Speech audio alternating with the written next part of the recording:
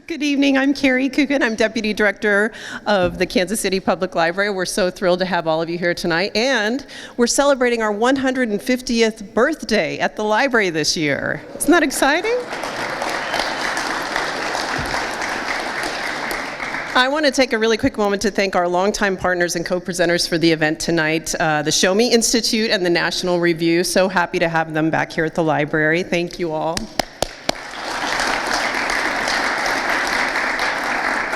If you haven't picked up one of our event calendars, please pick one up. You can stay up to date on all of our programming here and at the Plaza location, as well as sign up for email blasts that you'll get every Sunday evening. We hope you will do that. And tomorrow night, if you want to come back for more to this very space, we're going to be hosting author Greg Colburn as part of our Making a Great City series to talk about housing costs and how availability could be driving the prevalence of homelessness. And we hope that you will join us as well for that program. Somebody's cheering. Thank you. Okay. All right, great. Well, I am so grateful to have you all here. And as we gather to discuss the challenging conflict in Ukraine, it is evident that this is not merely a distant struggle confined to a particular region, but rather a universal battle for the preservation of fundamental rights and democratic values. It's easy to see Ukraine's struggle as something happening far away, but really it's a fight that hits close to home for all of us who value freedom and democracy. And I'm grateful to say that the library continues to be a place now and in our country that has been and will continue to be a place where important issues and topics will be discussed in a free and open forum. Now, for our tonight's program, I'd like to introduce the Chief Executive Officer of the Show Me Institute, Brenda Talent.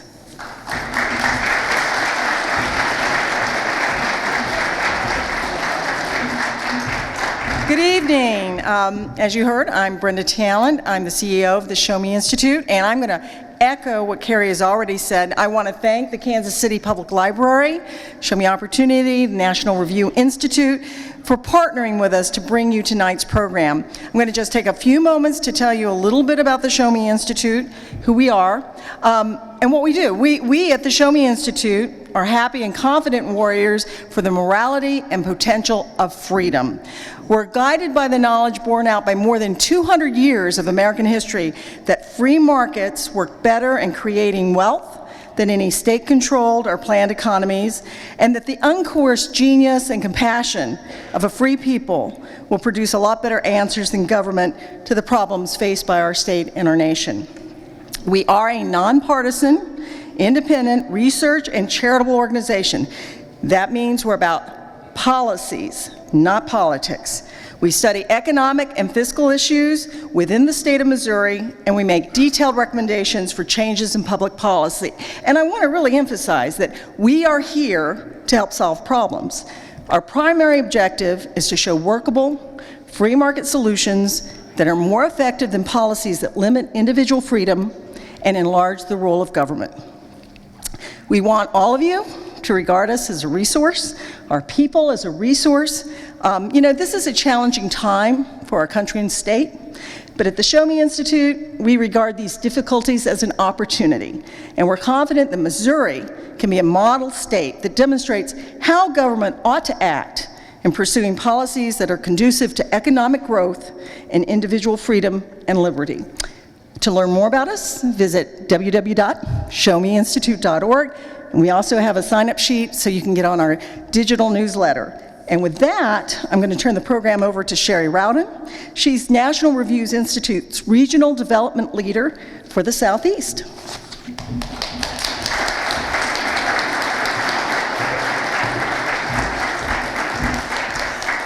Good evening. Thank you, Brenda. We're excited to be here with the Show Me Institute and the Kansas City Public Library, hosting us with our NRI fellow, Jim Geraghty, tonight.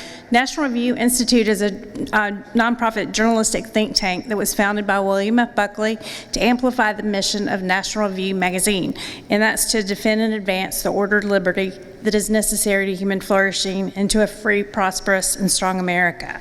We do so by supporting conservative journalism, convening conservatives like tonight's event, and outreach events such as our ongoing regional seminars on the importance of the Constitution and upcoming cruise, and our summer program for campus communicators. So if you know any college students, please send them to DC. We'll teach them how to provide the tools that they can learn how to disagree without being disagreeable, which is so important, I think, in today's society. It is my pleasure to introduce tonight's speaker, Jim Geraghty. He's the NR National Review Senior Political Correspondent.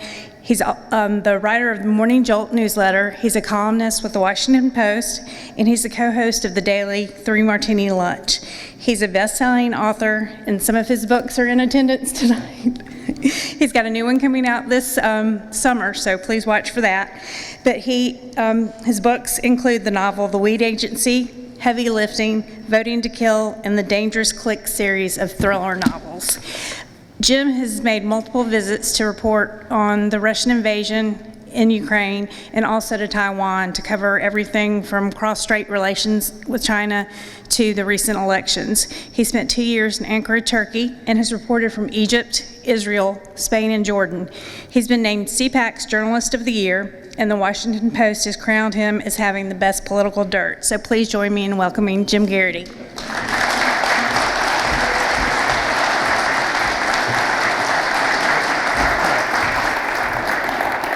Okay. Okay, everyone hearing me okay? We're good? All right. Well, first of all, I want to thank the Show Me Institute and National Review Institute for bringing me out here. I also want to thank all of you for coming here. I think it was Will Rogers who said I wasn't born in Texas, but I got here as soon as I could. I feel that way about Kansas City, and I kind of feel like, I know there's been a little bit of attention in this town. A couple of Super Bowls will do that for you. I begrudgingly admit, as a New York Jets fan, you guys have the best quarterback in the league. And on top of all that, your team's tight end, there's this young woman who's got a bit of a music career going on, and apparently that's a big deal. Apparently, I know this because they stopped covering football when the Chiefs covered the Jets and everything was about Taylor Swift. Not that there's anything wrong with that. Also, I'm going to start out with my most controversial point. Sauce Gardner did not commit defensive holding at the end of the Jets-Chiefs game. I'm just telling you that. I will take that to my grave. So. Anyway, as you can tell, I like to make people laugh, and I will try to do that where I can tonight, but when you're talking about Ukraine, it's not a lot of laughs. The title of my appearance is The State of the Conflict in Ukraine, and I'll put the headline up top. It's bad. The Ukrainians have fought like hellions for about a bit more than 2 years. They began the war outmanned and outgunned by the Russians, and they've managed to hang on by being smarter and using what they've got more effectively. Their ingenuity would impress MacGyver. They're actually winning the war in the Black Sea, which is really impressive because Ukraine doesn't have a navy. They had one submarine at the beginning of the war that they sank so that the Russians couldn't shoot it down at the beginning of the war. Everything they've done has been with drones and long-range missiles and things like that, and they've managed to sink a whole bunch of Russian naval vessels. Even if the United States had not decided to take about a 6-month break from resupplying them with weapons and ammunition, Vladimir Putin and the Russians are throwing everything they've got. In Russia, as you guys know, there is no domestic dissent. There's no pressure on Russia to end the war, and Putin has made clear he will accept whatever casualties it takes to get what he wants. And if you are the smaller country, you really can't afford to be in a war of attrition.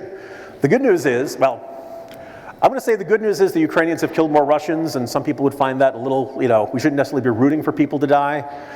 Let's just say, from the perspective of the Ukrainians, the good news is the Ukrainians have killed more Russians than the Russians have killed Ukrainians, but the Ukrainian army is smaller, and thus they can't afford to lose that many guys. I've taken 2 trips to Ukraine. The first was in late August of last year. This most recent one ended in mid-March. The first trip was like a week and a couple of days. This last one was closer to 2 weeks. And I knew the mood was going to be different on this second trip. That first trip out there, the Prigozhin coup in Russia had occurred, and there was, even though it was only a coup that lasted for about a day, there had been this sense of maybe Russia's a little less stable. Maybe Putin's got to sleep with one eye open. There was a question of maybe the Russian resolve was faltering. I think we can now say from the perspective of April 2024, we really can't count on that. We're going to be dealing with Russia until he dies. We're going to be dealing with Putin until he dies, in his sleep, hopefully with a pillow over his face. But we can't count on that. So in this last trip, I spoke to a defense expert, and I was like, so how's the war going? And he said, it's been a very Russian war. And by that he means it started for the Russians catastrophically badly. Nothing worked at the start. The Army wasn't coordinating with the Air Force wasn't coordinating with the Navy, nobody was briefed correctly, there were troops who thought they were going on a training mission, troops who thought that this was, remember, they were supposed to wrap this up in 3 days. And here we are in 2 years and 2-3 months or so. Apparently some of the airborne soldiers, instead of being given an updated map of Ukraine, were sent in with Soviet road maps from the 1970s. And according to the History Museum of Kyiv, they have this whole display on this. So they, there's apparently Russians were landing and interrogating the locals. Where's the forest? The map says there's a forest. They turned it into suburbia 2 decades ago, man. The Russians were not going in with perfect intelligence.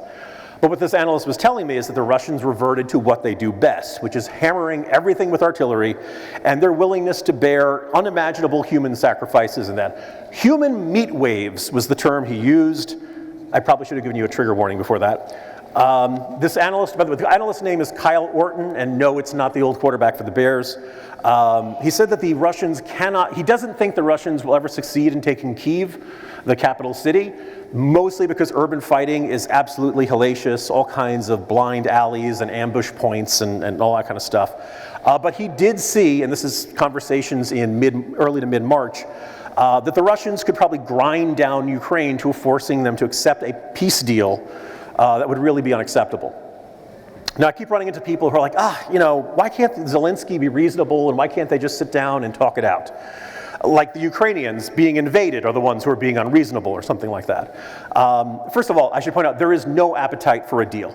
Every Ukrainian I've spoken to on both trips basically are like, we are going to kick these bastards out of our country. We're not giving up 1 inch. Okay, they use the metric system. We're not going to give up 1 centimeter. Again, minor trigger warning. What the Russians did in the parts of Ukraine that they occupied in the opening months of the war was horrific. And so the Ukrainians see the Russians as the guys who assaulted their grandmothers, their mothers, their wives, their daughters, their granddaughters. They are not in any mood to sit down and say, here's the territory you get to keep, for what you've done so far. Secondly, the only peace deal, we haven't seen the actual text of it, but the Wall Street Journal got their hands on. We're able to read it and then kind of summarize it. Basically, the peace deal for Russia is, you guys give up your army, and we promise we won't invade anymore. Now, I know Vladimir Putin looks like a really trustworthy guy. KGB colonels are famous for their integrity. So the whole thing was basically, we're going to disarm you, and trust us, we won't invade you for the 3rd time. The other thing is, if you talk to any Ukrainian, they'll be quick to point out the war did not begin in February 2022. That's when we perceive it as the full-scale invasion. But Russia basically went into those eastern provinces, they call them oblasts out there, the Donetsk and the Luhansk. My pronunciation is terrible. You'd think I would know more at this point. And that basically they've been fighting a kind of guerrilla war with what they call the Little Green Men. They're basically Russian soldiers, they just don't have any insignias on their uniforms. And so, the Ukrainians are like, why should we give up anything to these people? Why should we give up, why should we sit down and make concessions? They're the ones who started this war. They're the ones who are attacking us. I should point out, when I was over there in March, there was no sense of when the House was going to pass the recent aid package. I'm very happy that the U.S. did that. Kudos to everybody who did it. Kudos to Mike Johnson. I take back everything I was saying about him like 2-3 weeks ago. And this should help the Ukrainians. Europe has kind of picked up the slack in that absence. Now I know that this is National Review. One of my distinguished previous colleagues, Jonah Goldberg, famously called the French cheese-eating surrender monkeys, quoting the Simpsons. But Europe has actually done a pretty good job of carrying their weight on this. And some of it's how you measure it. If you add up the humanitarian aid, the financial aid, and the military aid, Europe has actually done more than the US. We've done most of the military aid. But on the other hand, we have the biggest military. I'm not going to spend a lot of time getting angry at Denmark for not sending more tanks and weapons. And ironically, Denmark said just a couple of weeks ago, oh, you guys need artillery shells? We're sending you everything we've got left. So maybe this is the time to invade Denmark, I don't know. But this is just kind of this sense of there were certain countries, basically all the Eastern Europeans, the Baltic states, Poland, the ones who are closest to Russia, unsurprisingly, the ones who are next on the menu are very interested in helping Ukraine and making sure they don't lose this war. Germany's doing okay. They're talking a good game. They could do a little better. France is all right. Spain, Portugal, and Italy are just completely oblivious to the fact that there's a war going on and they should be helping. You're going to see also numbers that say compare the US to European Union, and I should also point out the European Union no longer includes the United Kingdom. It does not include Norway, and the Norwegians have been pretty good in help with this, and it doesn't include the Swiss. I don't think the Swiss have sent anything in military aid, but they have sent financial and humanitarian aid. So the other night I was at a restaurant, and the waiter asked if anyone had ever told me I looked like the film director Christopher Nolan. The answer is no, but I responded by telling him this long, elaborate, fascinating story, completely out of sequential order. The Christopher Nolan fans in the audience just got that. So I'm going to jump around a bit between the two trips, and if that's that, it's just the Christopher Nolan in me coming out. So I've reported from all these other places. I did leave in Turkey, but I have not reported from war zones until last year. I am not Arthur Kent Scud Stud, and I'm not, a war correspondent. And I have a longtime friend and reader who, at the start of the war, in the Russian invasion in February 2022, was like, I got to do something to help these people. And James is crazy, but he's the best kind of crazy, because he got together a bunch of friends and he said, all right, what can we do to help these people? And he found a friend who had basically a big station wagon, and they decided to start running trips. He has a day job, he's a lawyer, but he's like, I'm gonna go over there and I'm gonna load up on diapers and first aid kits and blankets and anything that refugees would need.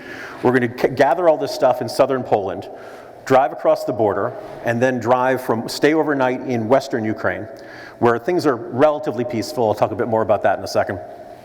And we're going to drive to eastern Ukraine, drop them off, and then come back. And I'm like, okay, eastern Ukraine, that's where they're doing all the bombing. That's, and he's like, yeah, well, my friend James he's becoming a US citizen, but he's British. And he's like, well, it's really not that bad. The Russians are very precise about when they bomb. They mostly do it in the mornings and the evenings. Mostly in the mornings and the evenings. Have any of you seen the movie The Hunt for Red October? Late Senator Fred Thompson says, son, Russians don't take a dump without a plan. Apparently that really is true. Apparently they really don't bomb in mid-afternoon. I don't know if they're having tea or something, but James had gotten through this. And so I'd written something about Ukraine, and he said, the next time you're out there, you should come with me. And I came up with every conceivable excuse about,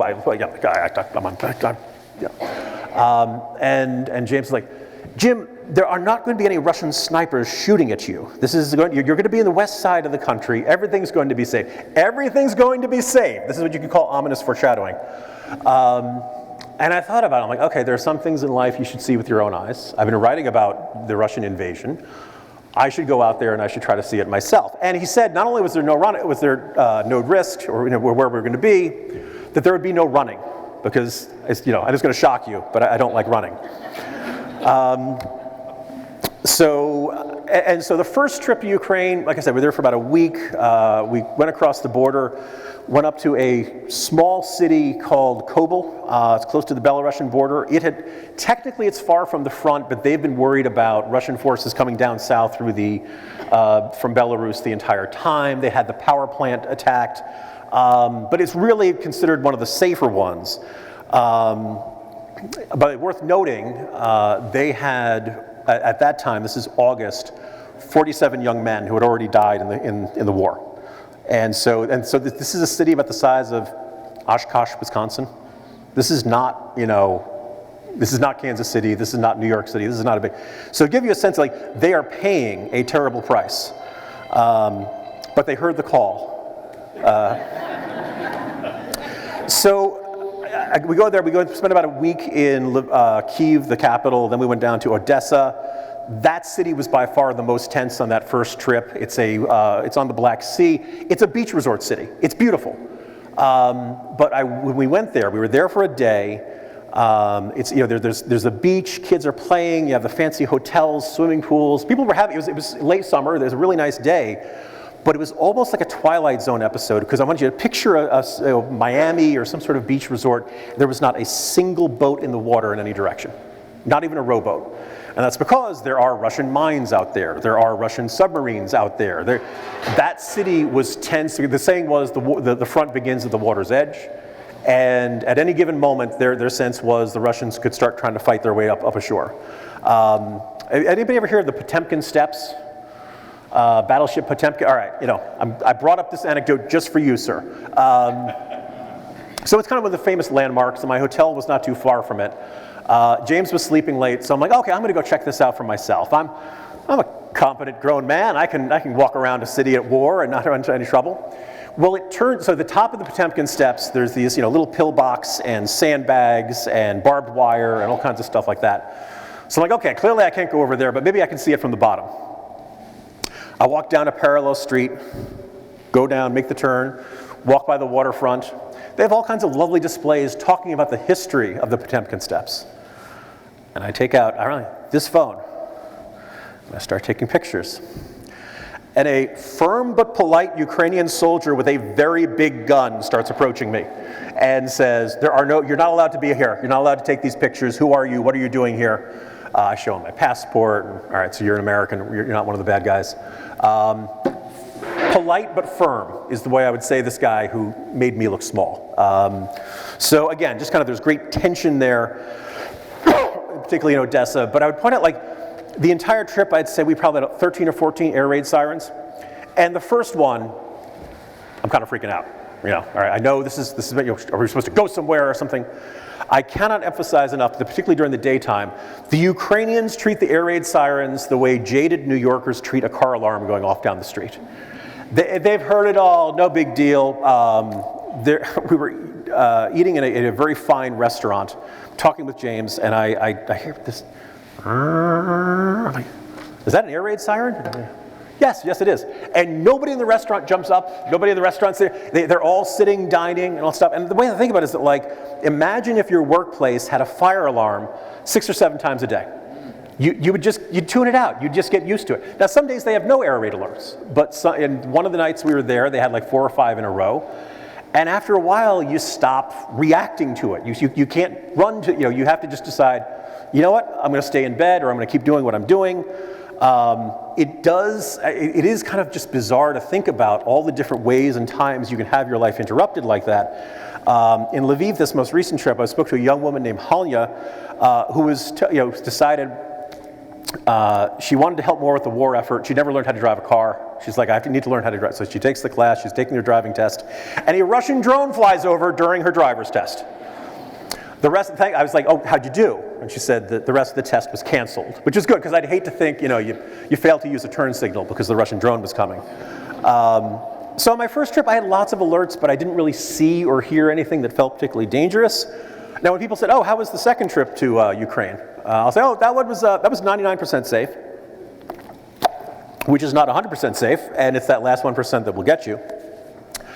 This most and again, I've emphasized, I don't do this sort of thing. I have good friends who worried about me going over there. I have 2 teenagers, thank you for your prayers. My younger teenager was nervous about this. My wife is fine. My wife is like, you'll be fine. My father-in-law, Jim, I should also point out, my wife was actually born in Kyiv. She came over when she was 5. And I should also point out that my in-laws are Ukrainian Jews, which means they certainly aren't pro-Russian, but they don't have warm, fuzzy memories of how the Ukrainians treated them. And my in-laws came over in 1980, became Americans, and they really haven't looked back. They've never been back to the old country. They don't have any yearning to go back. So I sometimes joke that I'm the first member of the family to go back to Kyiv. But they were fine. My brother thought I was crazy. So people were nervous. And I'm like, there's nothing to worry about. In fact, the night before we were going to drive out of the country down through Moldova. There are no flights into Ukraine, as you probably would imagine. So you have to drive across the border. I actually got to talk to my younger son. And I said, look, it's been fine. It's been quiet. Nothing to worry about. Dad's coming home hunky-dory. don't make those promises. So that final night, around 3 a.m., the hotel's public address system announced, first in Ukrainian and then in English, the city is under air raid. I should point out, when you check into this hotel, they make you sign a waiver that they have a shelter. It's basically the parking garage across, adjacent across the street. And they say you should go when you hear an air raid siren. And I guess if something happens, I can't sue them if I don't go to the air raid siren. I think I'll have bigger problems if I get hit. But anyway, 3 a.m. we get this call, and as I'd like to say, I'm not afraid. No, I was lazy, and I simply didn't want to get out of bed. And so I roll over, go back to sleep. 5 a.m., boom. I just realized this microphone isn't working. Boom. It sounds like thunder, but I know it's not thunder. And there's kind of this orange flash in my hotel window. I'm like, the war has arrived. But I don't hear any sirens. I don't hear any shouting or screaming on the street or anything like that. I go to the window, and there's no signs of any commotion out there. And I'm like, did I dream that? An hour later, the hotel intercom tells us the all clear signal, and I check my cell phone. That night, my last night in Kyiv, the Russians launched the largest air attack in Kyiv in 6 weeks. 31 missiles launched at the city, 29 cruise, 2 ballistic missiles. And if ballistic missiles sound scary, it's because they are. A couple of days earlier, a Russian ballistic missile had hit in Odessa, killed 20 people, injured 70. Basically, they can level a building or almost a city block. And so what I'd heard was one of the US-provided Patriot missiles shooting down one of the incoming ones over my neighborhood of Podol. Allegedly, debris had come down. I went around the next morning. I couldn't find any. But so when people say, do you think we should keep sending Patriot missiles to Ukraine? Yes. Yes, I do. The thing I can't emphasize enough is, unfortunately, this war is going to go on for a while. There is no point where, there's no indication Putin sees any need to go to the negotiating table. Maybe if the next 6 months to a year go badly, his attitude will change, but I wouldn't necessarily count on that. And the Ukrainians, as I've emphasized, do not feel any desire to negotiate. The first trip up by Kobul, I spoke to a former Ukrainian soldier who was training the civilian defense units. He had trained he spent his whole career in the Ukrainian military. He had actually come over here and trained at Fort Hood twice. And he go by the nickname Wolf. And so I asked him, how long do you think the war is going to last? And he said, 3 or 4 years.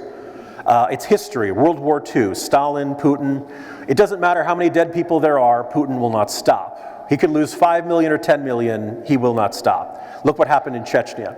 And I got to emphasize, this was not him saying this with fear or with dread. It was just kind of matter of fact of, this is what the Russian history indicates, that they don't quit wars, and this is what's going to go on. This most recent trip, before I went to Ukraine, I met up in London with a guy named David Knowles. He runs the Ukraine the Latest podcast for the Daily Telegraph paper out there. It's a very good podcast. 2 or 3 times a week, they just walk through everything that's happened there. So I'm like, so how's, I know things are going bad, how's it going? And he says, he mentioned the source had said to him, even if the US and Europe gave us all the shells, all the tanks we need, what you cannot give and nobody else can give is manpower. And that is a serious problem.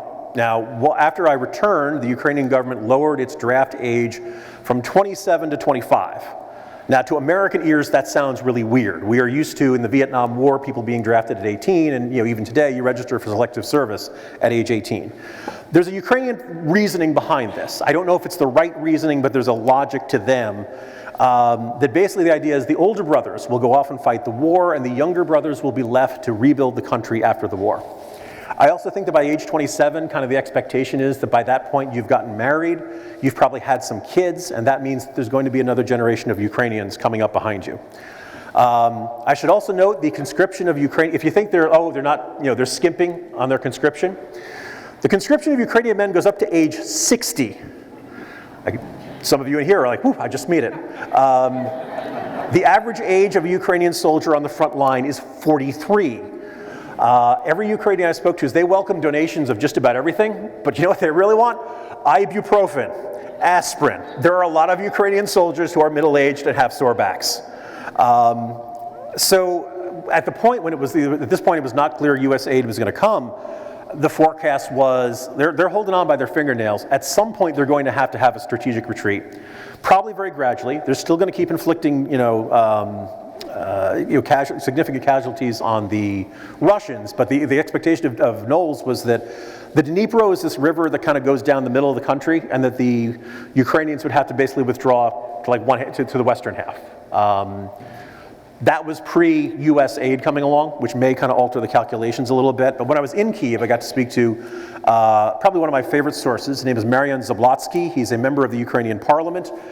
Before that, he was a member of the SBU, which is basically the Ukrainian FBI with some touches of the CIA. By the way, I don't like the idea of law enforcement and intelligence gathering being in the same institution. Yeah. Kind of ironic if you read the Dangerous Click novels, which is all about them basically operating together. But as a Constitution fan, it kind of rubs me the wrong way. But anyway, the point is this guy's really well connected. He knows the score of what's going on. And I said, so how's it going? And he's like, without US weapons, we have obviously started to lose. And even if this is not reflected in the areas lost in terms of territory, it is obvious that losses are accumulating. Even if you look at publicly available data, sometimes we lose several tanks a day, probably dozens killed every day. Now I asked Zablotsky, how's the morale of the Ukrainian forces in the field? And he gave me maybe my favorite quote of the entire trip. It's relatively simple. Of course, many people are tired. But when you get to shoot back, the morale is higher. Alas, for a good chunk of the last couple months, the Ukrainians have had 1 or 2 shells for every 10 shells the Russians shoot at them. Very tough, never mind to win a war, very tough to hold your ground even under circumstances like that. So on this most recent trip, I've been able to meet 2 leaders of 2 groups of foreign fighters that are helping the Ukrainians.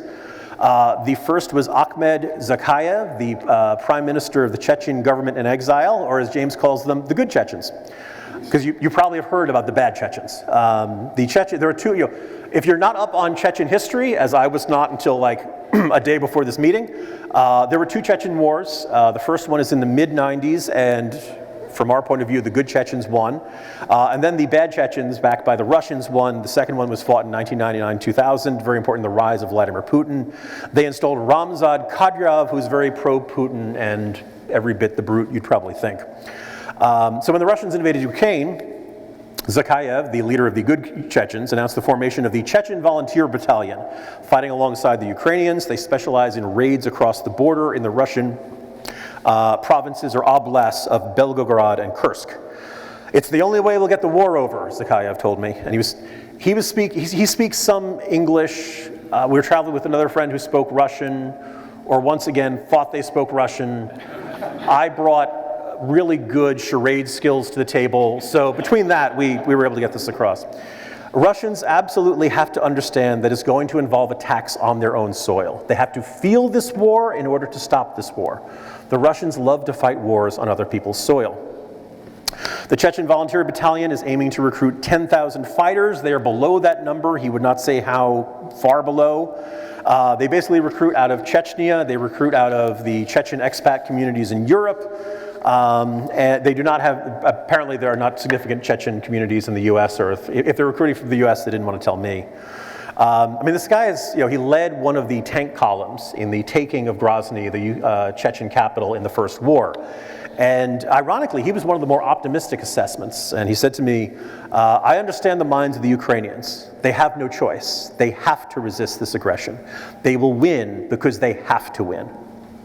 So in addition to the Chechen fighters, the Ukrainians are aided by the Freedom of Russia Legion, a group of Russians who are fighting alongside the Ukrainians against the Russian army. They are led, or at least the political leader, is a guy named Ilya Ponomorov, and he describes them as the opposition as the Putinist army. Ponomorov is a former member of the Duma, the Russian parliament, and he was the only lawmaker to vote against the annexation of Crimea in 2014. The following year, he gets charged with embezzlement. He says this is entirely organized by Putin as retaliation. I can't say it's not the sort of thing Putin wouldn't do. So after that, he basically has to live in exile. He fled the country and is now the head of this political head of the Freedom of Russia Legion.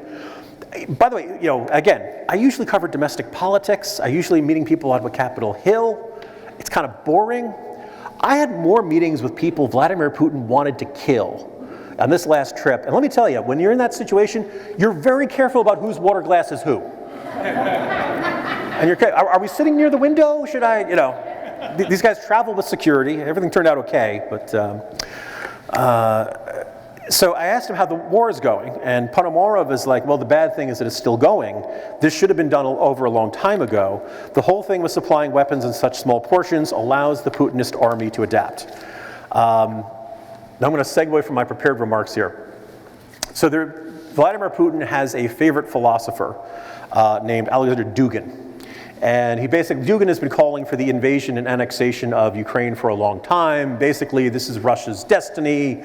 We are the leaders of the world, blah, blah, blah, blah, yeah. So in 2023, about a year after the war began, Dugin gives this big speech in Moscow, big rally, and afterwards, his car blows up.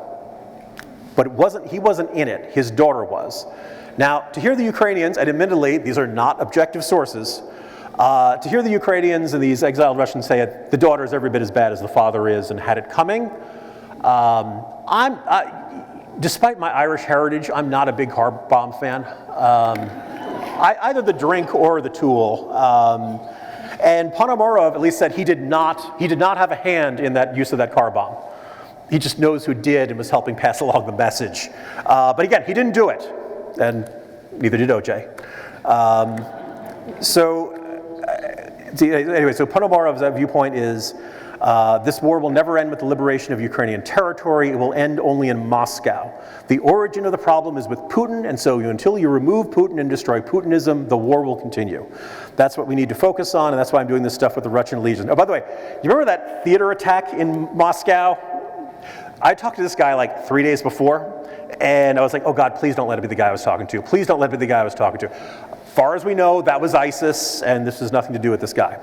But Ponomorov's perspective is that the U.S. is basically doing everything possible to prevent the Ukrainians from winning the war, that Ukraine should not attack Russian territory, that they should not use U.S. or other NATO equipment on attacks against Russian targets in Russian territory, and probably, as you may have heard, the U.S. has told the Ukrainians stop bombing Russian oil refineries and other parts of their energy infrastructure.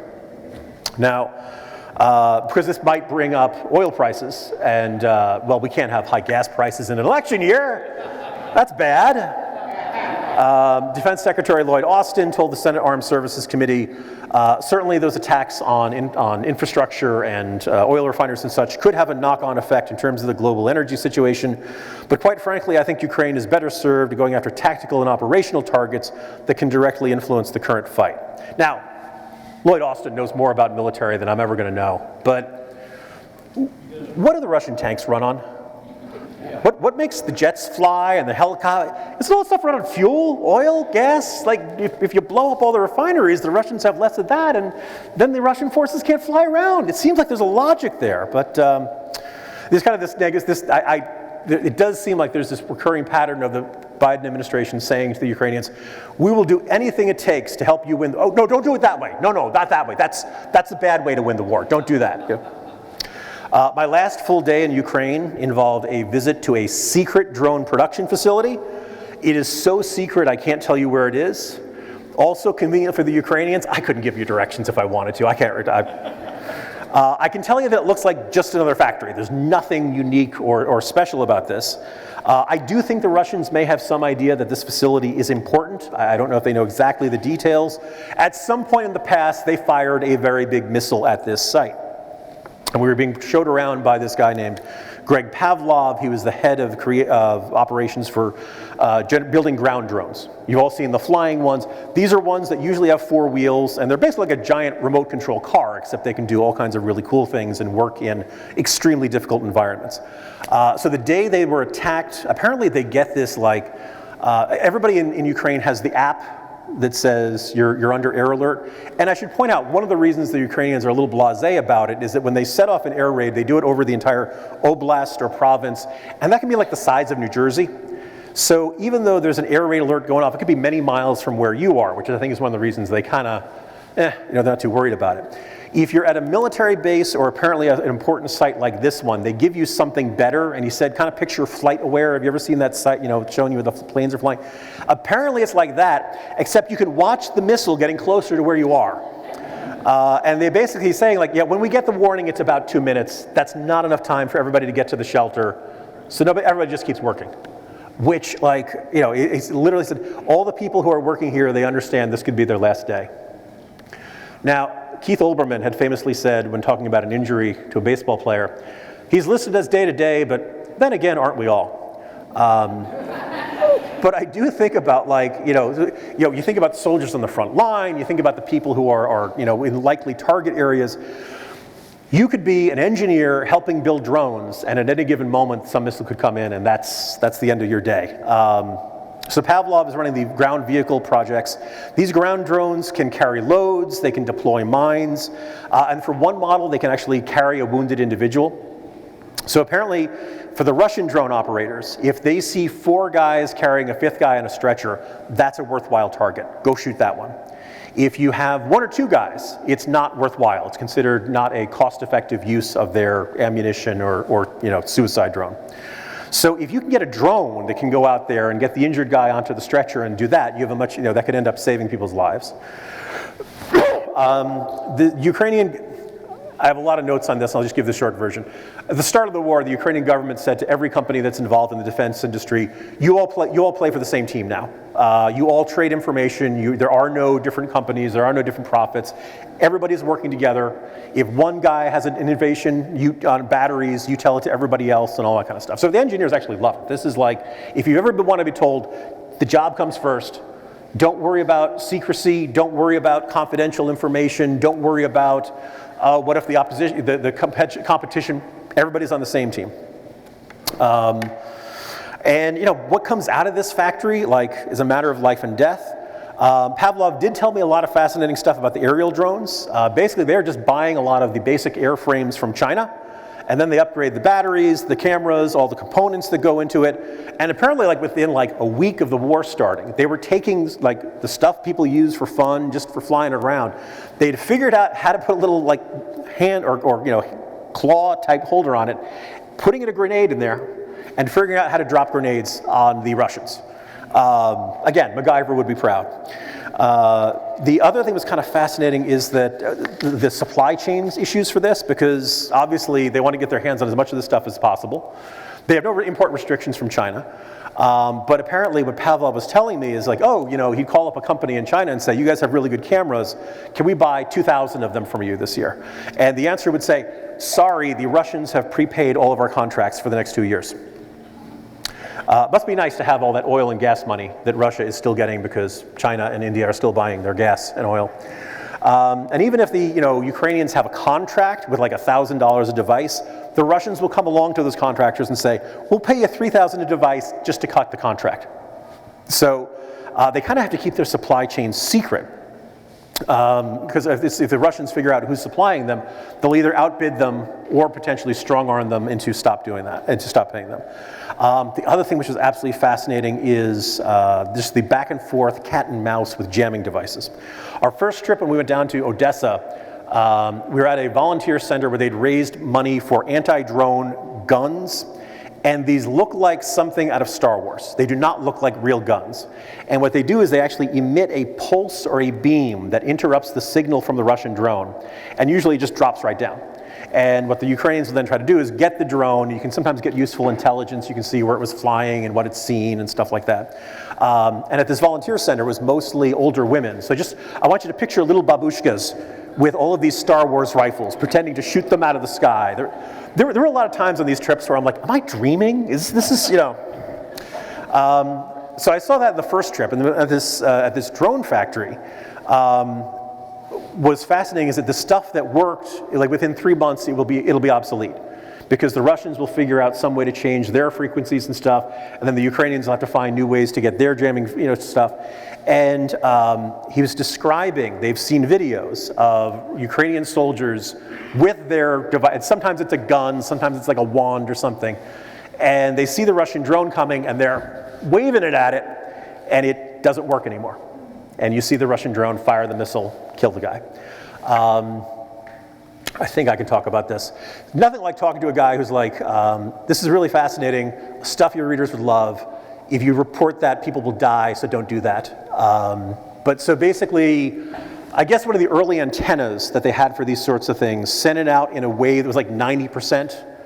And eventually the Russians figured out if you came up really high, you could basically go over it and then lower back down and drop it on them. So imagine thinking you've got some protection against Russian drones, and then it suddenly doesn't work. So the microphones are being set up, which is a sign that I should start wrapping up my prepared remarks. I don't know if the Ukrainians are going to win the war, but on both of these trips I've come away, they're just never going to quit. And ironically, on the first trip, my sense was if the US ever said, that's it, we're not sending any more weapons, you're on your own, they would just take whatever they can get from the Europeans, they would take whatever they can get from the black market. By the way, the Czech Republic, all those years of being a not quite shady, but let's say not clean-handed arms dealer came in very handy because everybody is in NATO like, well, can we provide these weapons? How do we have it in our stockpiles? And the Czechs were like, hey, this world is full of artillery shells. Let's just go to these people and say, hey, we'd like you to lose some of your artillery shells. And you're going to find some money that we just happen to leave there. And there's not going to be any paper trail, and there's going to be no way for the Russians to know that you helped the Ukrainians. And the Ukrainians will get a whole bunch of shells. So there are a whole bunch of countries that are apparently being paid by the Czechs to turn over some of their shells and getting some of them to that. And a bunch of our NATO allies also have contributed money to this. So, hey, it's good to have some Czech arms dealers around. You never know when they come in handy. But the sense, I spared you the tales of Bucha and the mass graves. They're just, I have pictures on my phone that nobody should look at. But these people, Bucha was the suburb where everything went wrong, and the Russians occupied, and the Russians killed basically anybody they wanted to for any old reason. Not the most disciplined troops. Irpin was a suburb next to it where they effectively fought them off, and basically it was like, come to City Hall, get your rifle, good luck. And the citizens did that, and they created enough, they managed to repel them. The Ukrainians, if they have to use sticks and stones, they will do that against the Russians. And I just kind of think, if some foreign force had ever come along and invaded and occupied 20% of America and looted and raped and pillaged and executed religious leaders, would we want to sit down and negotiate, how much they get to keep? I don't think so. And I think that, that American spirit of, to hell with you, this country was founded by people willing to shoot people in the head over the taxes on tea. We would never accept anybody else coming along and telling us how things have got to be. That's the way the Ukrainians feel. And conceivably, they might feel differently someday. In Noel's conversation, he did acknowledge, and I kind of got one or two comments like this from the Ukrainians I spoke to. They'll acknowledge that what's left in eastern Ukraine, like, that's no man's land. They've had cities that are leveled. They've had, infrastructure's gone. And there are people who say, well, not everybody who wanted to get out has gotten out, but at some point, everybody who wants to get out will get out. Are there people who are okay with the Russians taking over? Yes, but a lot fewer than the Russians expected. Are there people who might well be exhausted of war and willing to accept being ruled by Russians? Conceivably. Back when I was living in Turkey, I had a friend who worked somewhere in the US government in the Balkans. And this was 2005 to 2007, so the Balkan Wars were over, but it was not that long ago. And I was like, boy, that place must be a powder keg. And my buddy was like, no, they've all lost too much. They're tired. And so maybe that day will come for the Ukrainians and the Russians, but it's not coming anytime soon. And so, and just finally, one last note. I'm glad President Biden has said whatever it takes. I would like him that to be followed up with action. The good news is we've sent the Ukrainians Patriot missile batteries. We've sent them ATACMS long-range missiles. We've sent them Abrams tanks. Apparently, let's talk about giving them even longer-range weapons. Problem is, we keep giving them to the Ukrainians like a year after they ask for them, and the Ukrainians are kind of like, this is great. It would have been really great to have this a year ago, before all these people died. But, and also, I think, like, at some point, you're going to have to hit targets on Russian soil. I do not understand this. We want you to win the war, but in a nice way. In a way that leaves Vladimir Putin feeling good about himself. I really don't think that's an option. And I'm just kind of reminded, in Afghanistan, the U.S. trained the Afghan army to win battles with air support. And then one day we said, hey, we're not doing air support anymore. Good luck against the Taliban. And we saw how that happened. And for about a year and a half, the US outfitted the Ukrainians, and the Ukrainians inflicted massive casualties on the Russians. And then, we just stopped for a while. We've begun again. Hopefully things will turn out better, and that is the conclusion of my prepared remarks. I know it has not been a laugh riot, but you've been a terrific and attentive audience. There are microphones here. I'll happily answer as many questions as possible. I would ask that you not do I have a 4-part question in the form of a long, meandering monologue. So as the least pithy man on television used to say, keep it pithy. So anyway, thank you very much for listening, everyone.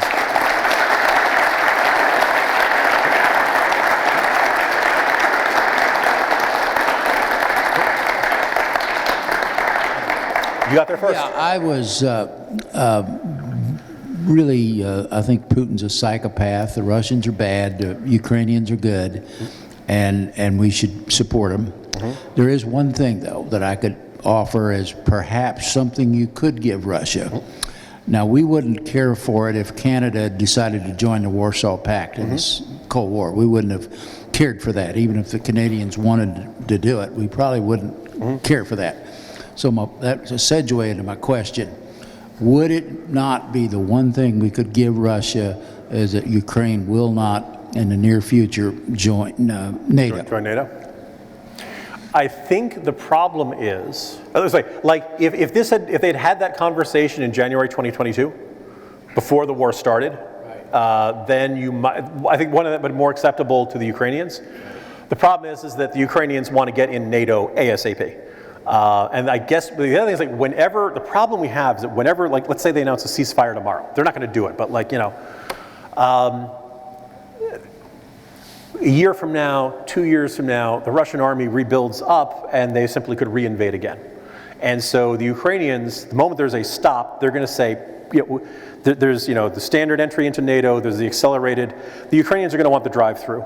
They're going to want to get in there as quickly as possible because to them, let's say, we notice Putin has not invaded the Baltics. Putin has not invaded, Poland.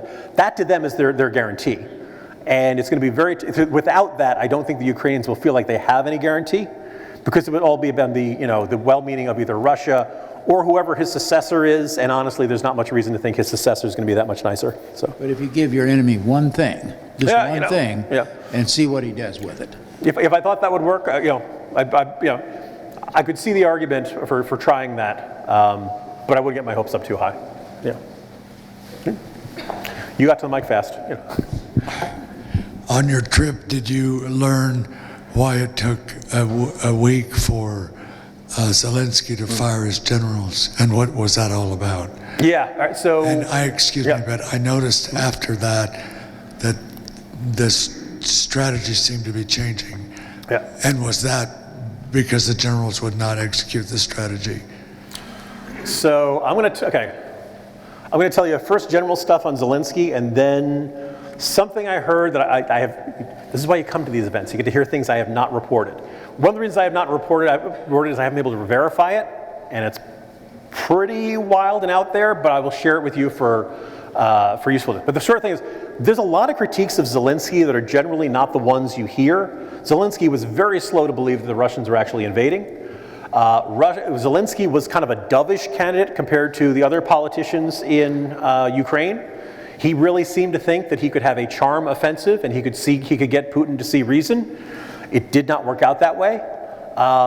So there's a bunch of criticisms of Zelensky that are not the ones you get, that you generally hear in US media. So one of the most interesting conversations I had with someone who was in the Ukrainian military and fairly high up, basically believed that there was a mole in a high-level position in the Ukrainian military.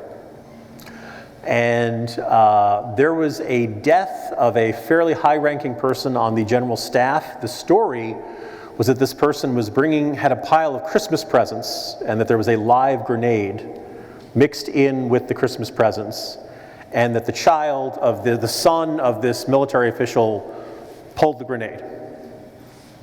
That's horrible. It's also a little weird and suspicious. What do you keep a grenade with your Christmas presents? That even for wartime, that seems kind of weird. The allegations of this person was that that's not what happened at all, that was a suicide by a guy who was the mole and knew that they were closing in on him. So, there were a bunch of reasons the counteroffensive did not work the way the Ukrainians hoped. Most notably, when the US fights a war, we have air domination. We take over the skies, we bomb the hell out of anything that's in our way, we charge ahead, and it's a lot easier once you've bombed the heck out of them. The Ukrainians didn't have that option. Now, to their credit, the Russians don't have air superiority either, and in fact, the Ukrainians have had a lot of success of shooting some very valuable and very expensive planes out of the sky. But by and large, there's an argument to say they should never have gone forward with the counteroffensive. And the perspective of this particular Ukrainian military official was that, look, remember it was supposed to be a spring counteroffensive? Then April turned to May, May turned into June. Where's the counteroffensive? It turned into a summer counteroffensive, and I said I was over there in August and it had pretty much just gotten started. They couldn't do the counteroffensive the way you're supposed to do it with air support. The amount of landmines on the front is basically the areas about the size of New Jersey, and they showed videos of this. Like, the landmines are like this far apart. So you'd be lucky if you could walk through it, never mind drive a Jeep or a tank or something like that. So, do the Ukrainians have mine clearing equipment? Yes, but not nearly. In other words, they didn't have everything in place to do it the right way. But if they hadn't launched a counteroffensive by mid to late summer of 2023, people would start saying, are you guys ever going to do a counteroffensive? And people might think that this was it. So what they did it halfway. And the perspective of this Ukrainian military official was that was a terrible choice. That you could either throw everything you got into your counteroffensive and hope for the best, or you could wait until you have all your material. You take the public relations hit, you take the morale hit for this sense of when is the counteroffensive going to start. They did halfway in the middle, and apparently they had this mole. I don't know this and I can't verify this, but this is what this official was saying. And I did check it out. There is the story of the grenade and the Christmas presents is real, or at least that was reported out there, and it does sound a little suspicious. So it would kind of put some stuff into place. So that's my best sense of why there was change in leadership, is that the idea that they found out somebody was passing along all the plans for the counteroffensive. So. Yeah, if the Russians were 100% when the war, sorry, it's a two-parter. Yeah, that's right. That's all right. If the Russians were 100% when the war started, what are they now? Plus, remember how all the Russian young men were getting out of the country? Yeah. What does that look like now? Yeah. So the number of casualties on the Ukrainian side is a state secret for them, not for us. But apparently a couple weeks, beginning of the year, Zelensky said 33,000.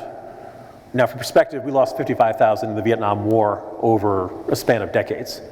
So that's a lot. And I think they, the good news is Ukraine had one of the largest armies in Europe before the war.